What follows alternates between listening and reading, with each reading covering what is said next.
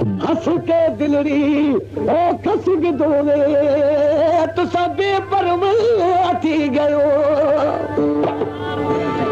हट आगे पे चिचना दे झालून दुले दे पयो गुलाम फरीदन दी हो बेकस जिंदड़ी केड़ा जुल्म करे दे पे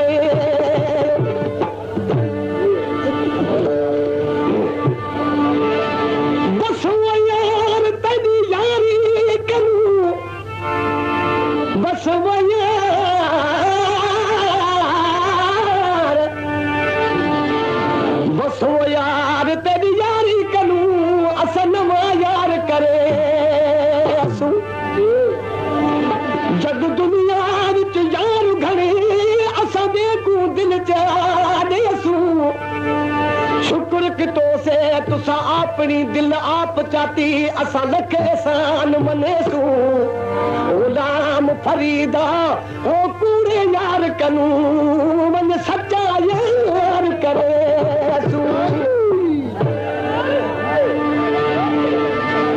यार प्रीत दा पालन औखा खबर बुझ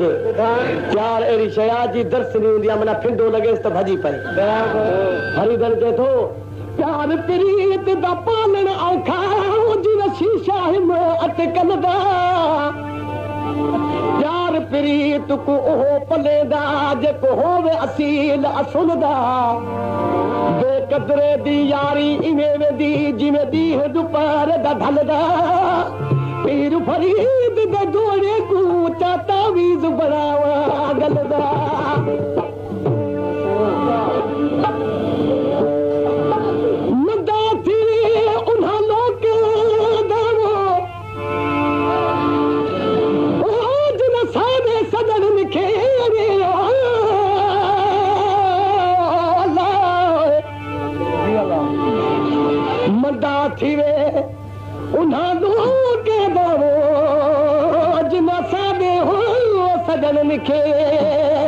बराबर मुहते करके नुठिया वो गाली हो अल्लाह दे गलत सनेड़े तू माही आबाद रही दस मेरे जोर न केड़े यार गरीब अल्लाह रासी देवो हिन सुन दिखी देवे खबर बुध फरीदन का सब दुख जा शहर आया सदका वो शहर के तो केर के छड़े विधो आपो खबर पो सके केड़ी खबर बराबर छा तो चे वो मुझू गालू पो याद पवे गई मुझू गालू पो याद पवे गई वो जदों कदे दो